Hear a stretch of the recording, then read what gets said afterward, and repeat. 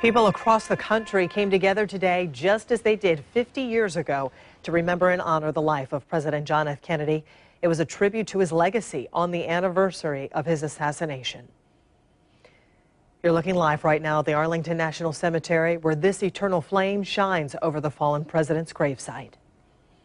Anyone who lived through that moment 50 years ago remembers exactly where they were and what they were doing when John F. Kennedy was murdered in Dallas. That includes a local man who says he met JFK as a teenager. He opened up to Bruce Hamilton about that experience and even shared the pieces of memorabilia he's kept all these years.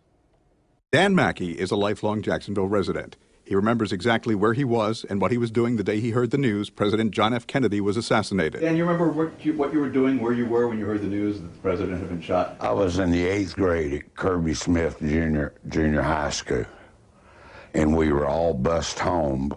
And the two biggest things I remember was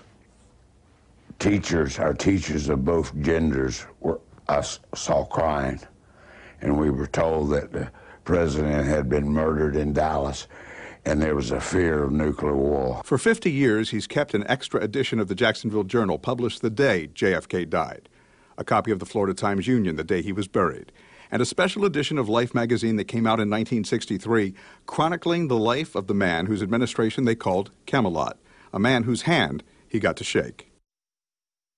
Let me roll the tape back. When President Kennedy and Johnson were campaigning for the election, they came to Hemming Park, and my dad took me down there and said, "Mr. President," and he stopped and he shook my daddy's hand, and my daddy told him he was from County Cork, Highland.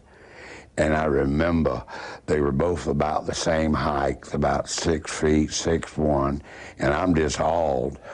And he reached down and shook my hand, and I've never forgot it. For Mackey, even though he was only in the 8th grade at the time, he says he understood the gravity and meaning of the president's assassination.